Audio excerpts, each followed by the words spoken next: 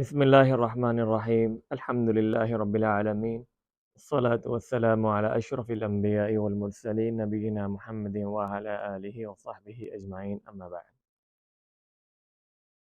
آج ہماری پہلی کلاس ہے سیرت کے حوالے سے، اس کے بارے میں کچھ مقدمہ لے لیتے ہیں۔ سیرت کے حوالے سے یہ بات جاننا لازمی ہے کہ ایک انسان دوسرے انسان سے 3 اسباب میں سے کسی ایک سبب کی وجہ سے محبت کرتا ہے۔ اگر آپ دنیا میں لوگوں کا ماحول دیکھیں، لوگوں کی زندگی دیکھیں، معاشرے میں لوگوں کی زندگی، لوگوں کی ایک دوسرے سے محبت دیکھیں، تو ایک انسان کی دوسرے انسان سے محبت کسی 3 اسباب کی وجہ سے، ایک سبب کی وجہ سے ہوتی ہے۔ 3 اسباب وہ کون سے ہیں؟ پہلا سبب کہ دوسرے انسان میں جس سے محبت کی جاتی ہے وہ ظاہری جمال کا موصوف ہو۔ ظاہری جمال سے مراد اس کی خوبصورتی ہو، تو ایک انسان دوسرے انسان سے ظاہری جمال کی وجہ سے محبت کرتا ہے۔ دوسرا سبب کہ اس کا باطنی جمال ہو۔ باطنی جمال سے مراد اس کا اخلاق ہو، اس کے آپ کے ساتھ گفتگو کا انداز ہو، اخلاق ہو، آپ کے ساتھ اچھا رویہ ہو، تو یہ باطنی اخلاق ہے۔ تو تیسرا سبب احسان ہے، ایک انسان کا دوسرے انسان پہ احسان ہو تو وہ اس وجہ سے بھی اس سے محبت کرتا ہے۔ یہ 3 اسباب ہیں، چوتھا کوئی سبب نہیں ہے۔ ان 3 اسباب میں سے ایک سبب ایسا ہوتا ہے جس کی وجہ سے انسان دوسرے انسان سے محبت کرتا ہے۔ ایک ایسی شخصیت ہے جس کا نام محمد الرسول اللہ صلی اللہ علیہ وسلم ہے، جن کی سیرت ہم پڑھیں گے آگے آنے والی کلاسز میں، جس کی وجہ سے یہ کورس رکھا گیا ہے۔ یہ ایسی شخصیت ہیں جن میں یہ تینوں اسباب پائے جاتے ہیں۔ ان میں ظاہری جمال بھی تھا، اور آپ کا جمال کس کو نہیں معلوم؟ آپ خوبصورت ترین انسان تھے۔ باطنی جمال، آپ کا اخلاق، آپ کے اخلاق کی گواہی میں اور آپ تو نہیں دے سکتے، آپ کے اخلاق کی گواہی قرآن مجید نے دی ہے۔ وَإِنَّكَ لَعَلَىٰ خُلُقٍ عَظِيمٍ۔ اما عائشہ رضی اللہ تعالیٰ عنہا سے جب پوچھا گیا کہ آپ کا اخلاق کیا تھا، تو آپ نے فرمایا کہ تم نے قرآن نہیں پڑھا؟ یہ سارا قرآن مجید آپ علیہ الصلاۃ والسلام کا اخلاق تھا۔ تیسرا سبب احسان ہے۔ نبی علیہ الصلاۃ والسلام کا اس امت میں سب سے بڑا احسان ہے۔ ان سے بڑا احسان ہمارے اوپر کسی شخص کا نہیں ہے، نہ ہی ہمارے والدین کا۔ سب سے بڑا احسان اللہ کے نبی کا ہے کہ انہوں نے ہمیں ہدایت کا راستہ دکھایا، جنت کا راستہ دکھایا، انسانیت کا راستہ دکھایا، جہنم سے بچایا، یہاں تک کہ کل قیامت کے دن جب ہر انبیاء کی زبان پہ نفسی نفسی نفسی ہوگا کہ میری جان میری جان میری ہی جان، ہر کسی کو اپنی جان کی پرواہ ہوگی، تو ہمارے ہی پیغمبر علیہ الصلاۃ والسلام کی زبان پہ امتی امتی امتی ہوگا کہ یا اللہ میری امت کو بچا لے، یا اللہ میری امت میری امت میری امت میری امت کو جہنم کی آگ سے بچا لے۔ اس سے بڑا احسان اور کس شخص کا ہمارے اوپر ہوگا؟ پھر ہم اپنے آپ سے سوال کرتے ہیں، کیا ہم بھی اللہ کے نبی سے حقیقی محبت رکھتے ہیں؟ کیا ہمارے دلوں میں اللہ کے نبی کی محبت ہے یا نہیں؟ ہاں، حقیقی محبت، اصل محبت تو ہر کسی انسان کے دل میں ہے، اصل محبت ہر کسی انسان کے دل میں ہے، لیکن اسباب محبت اونچی نیچی ہوتی رہتی ہے، زیادہ کم ہوتی رہتی ہے۔ کسی انسان سے دوسرے انسان کی محبت کچھ زیادہ ہوتی ہے، دوسرے انسان سے کچھ کم ہوتی ہے، اور اس کے عوامل اور اسباب ہیں۔ سب سے رئیسی سبب جو ہے انسان سے دوسرے انسان سے محبت زیادہ اس وقت ہوتی ہے جب ہم اس کی سیرت کے بارے میں جانتے ہیں۔ جب ہم ایک انسان کی سیرت سے دور ہوں گے تو ہمیں اس کی محبت اتنی نہیں ہوگی جتنی ہمیں اس انسان کی معرفت کے بعد ہوتی ہے۔ تو جب ہم اللہ کے نبی کی سیرت سے دور ہوں گے، ان کی سیرت کے بارے میں ہمارے پاس علم نہیں ہوگا، تو ہمارے اندر اتنی ہی محبت کا نقصان ہوگا، اور جتنا زیادہ ہمارے پاس اللہ کے نبی کی سیرت کا علم ہوگا اتنا زیادہ ہمارے دلوں میں آپ علیہ الصلاۃ والسلام سے محبت ہوگی۔ جب ہمیں یہ معلوم ہوگا کہ اللہ کے نبی نے کیسے طائف کے میدان میں پتھر کھا کھا کے اس دین کو ہمارے تک پہنچایا، کیسی زندگی، مشکل زندگی گزار کے ہمارے تک یہ دین پہنچا، کتنے دن اللہ کے نبی کے گھر میں چولہا نہیں چلا کرتا تھا، کھانا نہیں بنتا تھا، تب ہمارے اندر وہ حقیقی محبت بھی پیدا ہوگی۔ اور یہ جل سے ریلیاں نکالنے سے یہ محبت کا اظہار، حقیقی اظہار محبت کا یہ نہیں ہے کہ آپ جل سے جلوس نکال دیں۔ جب غرب آپ علیہ الصلاۃ والسلام کی توہین کرتے ہیں تو ہمارا سب سے پہلا کام کیا ہوتا ہے؟ ہم جلوس نکالتے ہیں، ہم تحریکیں نکالتے ہیں۔ اس کا کیا حقیقی فائدہ ہے؟ کوئی حقیقی فائدہ نہیں ہے۔ جب آپ علیہ الصلاۃ والسلام کی حقیقی سیرت کو پڑھ کے اس پر عمل پارا ہوں گے، اس پہ عمل کریں گے، تو غرب آپ علیہ الصلاۃ والسلام کی توہین خود ہی بند کر دے گا۔ غرب کیا دیکھتا ہے کہ مسلمان آپ علیہ الصلاۃ والسلام سے محبت کا دعویٰ تو کرتے ہیں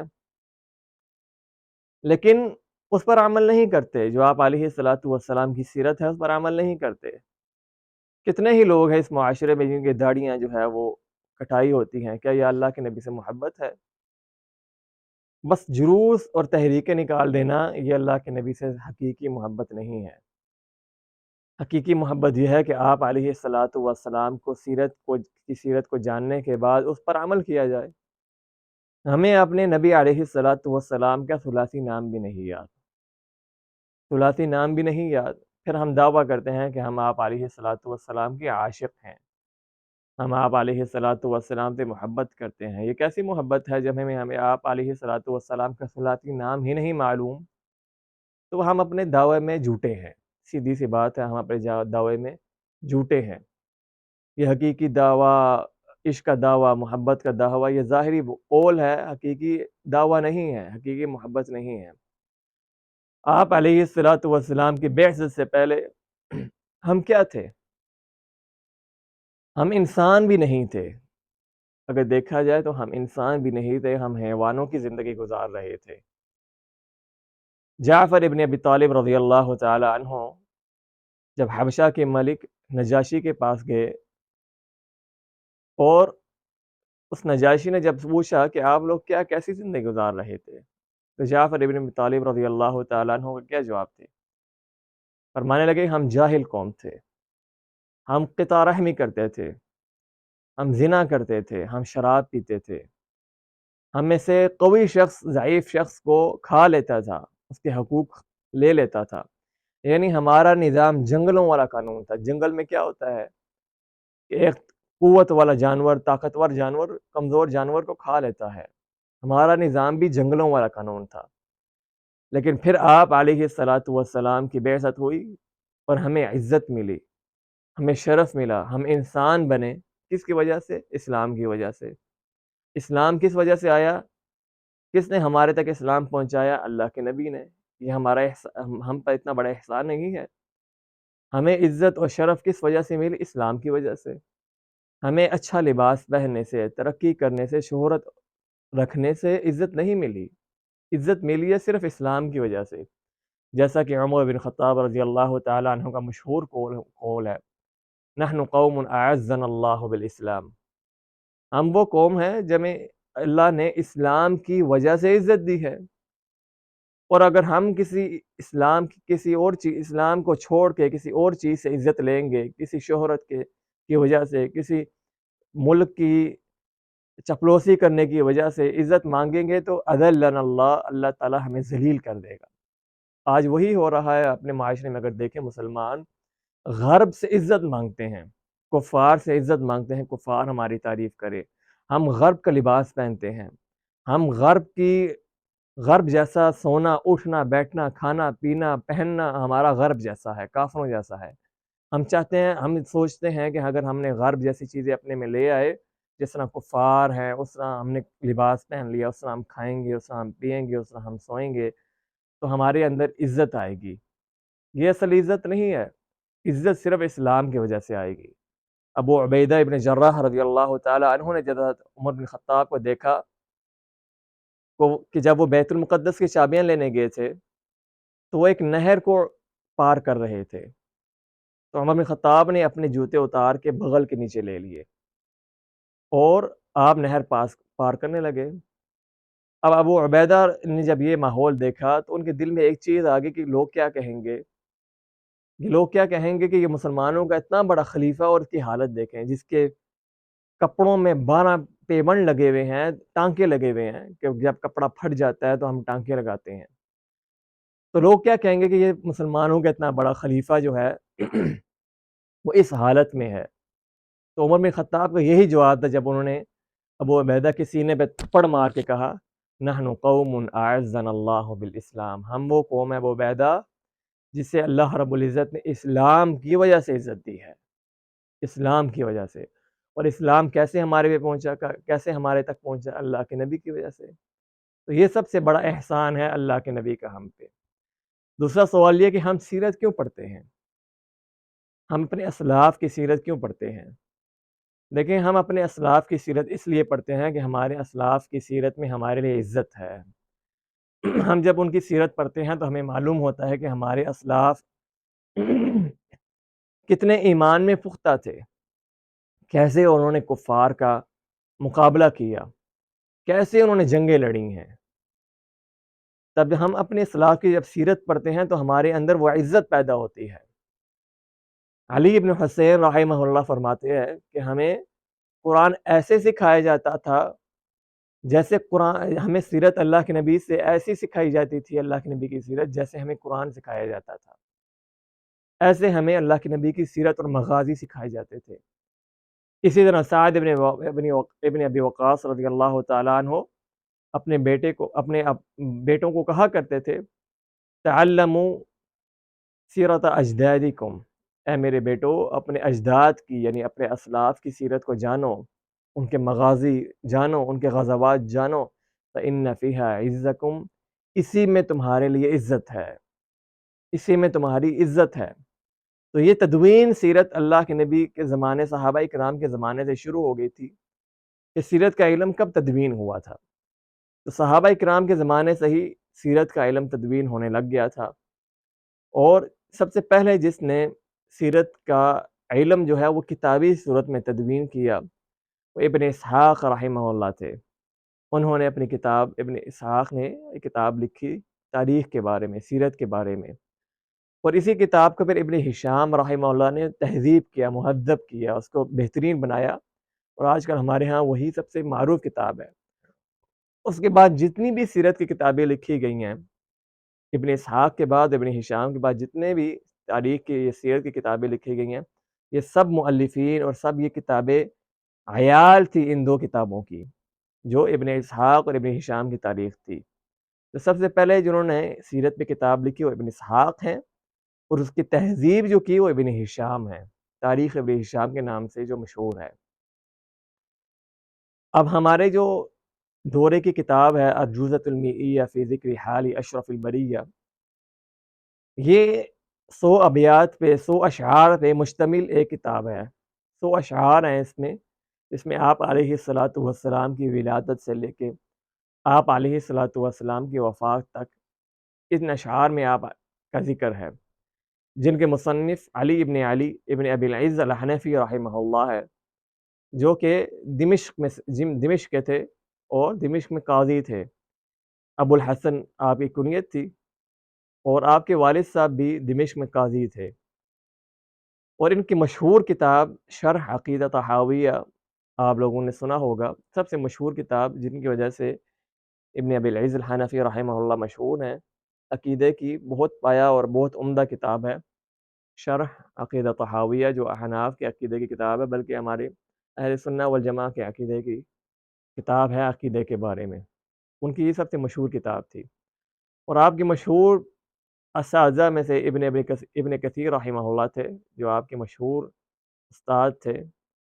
آپ نے یہ کتاب، یہ ارجوزہ، یہ اشعار ابن ایبک کی مخالفت میں لکھے۔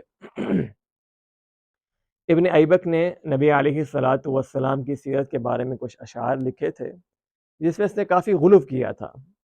اس کے رد میں ابن ابی العز الحنفی رحمہ اللہ نے یہ 100 اشعار کا مجموعہ جمع کیا اور اس کو لکھا، اور اسی اشعار کی وجہ سے آپ کو قضاء سے ہٹا دیا گیا کہ آپ علیہ الصلاۃ والسلام کی آپ نے توہین کر دی ہے، جیسے ہمارے یہاں معاشرے میں کہا جاتا ہے، جب غلو سے روکا جائے لوگوں کو کہ آپ علیہ الصلاۃ والسلام کی سیرت میں غلو نہ کریں، تو وہ یہی کہتے ہیں کہ آپ لوگ گستاخ ہیں اللہ کے نبی کے۔ تو یہی الزام ابن ابی العز الحنفی رحمہ اللہ پہ لگا کہ آپ کو قاضی سے ہٹا دیا گیا اور آپ اس منصب سے ہٹ گئے۔ تو یہ اشعار آپ علیہ الصلاۃ والسلام کی ولادت سے لے کے آپ علیہ الصلاۃ والسلام کی وفات تک یہ اشعار ان پہ مشتمل ہیں۔ ارجوزہ کتاب کا نام، کیونکہ ابن ابی العز الحنفی رحمہ اللہ نے آخری ابیات میں اس کا نام یوں فرمایا تھا کہ تمت کی مکمل ہوئی ارجوزۃ المیعیہ فی ذکر حال اشرف البریہ، تو وہاں سے ہی علماء نے ان اشعار کو لے کے اس کتاب کا عنوان رکھ دیا۔ ارجوزہ یہ وزن ہے، اوزان ہوتے ہیں اشعار میں، ہمارے ہاں اردو میں بھی اوزان ہوتے ہیں اور عربی میں بھی اوزان ہوتے ہیں۔ رجز یہ وزن ہے کسی شعر کا، عربی اشعار میں یہ وزن ہے، اس کو ارجوزہ کہا جاتا ہے، رجز کہا جاتا ہے، اس سے ارجوزہ لیا گیا ہے۔ المیعیہ میہ سے ہے، یعنی 100، میہ 100 تعداد کو کہتے ہیں، تو ارجوزۃ المیعیہ 100 ابیات، 100 اشعار فی ذکر حال اشرف البریہ، فی ذکری یعنی ذکر میں یا تعریف میں یا سیرت میں، حال اشرف البریہ سب سے بہترین انسان کے بارے میں، اس کے حال کے بارے میں، اس کی سیرت کے بارے میں، اور وہ آپ علیہ الصلاۃ والسلام محمد الرسول اللہ صلی اللہ علیہ وسلم ہیں۔ تو یہ کتاب کا نام ہے، اور آپ کو ہم نے گروپس میں جو ہے وہ پی ڈی ایف بھیج دی ہے۔ جن بھائی کے پاس پی ڈی ایف نہ ہو وہ گوگل میں لکھ لیں ارجوزۃ المیعیہ فی ذکر حال اشرف البریہ، پی ڈی ایف میں آ جائے گی، تو وہ ابیات آپ لوگ ڈاؤن لوڈ کر لیں، اور اگلی کلاس سے انشاءاللہ ہم باقاعدہ انشاءاللہ اس کا آغاز اشعار سے شروع کر دیں گے۔ اللہ تعالیٰ سے دعا ہے کہ اللہ تعالیٰ ہمیں صحیح معنوں میں آپ علیہ الصلاۃ والسلام کی سیرت کو سمجھنے اور پھر اس پر عمل کرنے کی توفیق عطا فرمائے۔ وآخر دعوانا ان الحمد للہ رب العالمین۔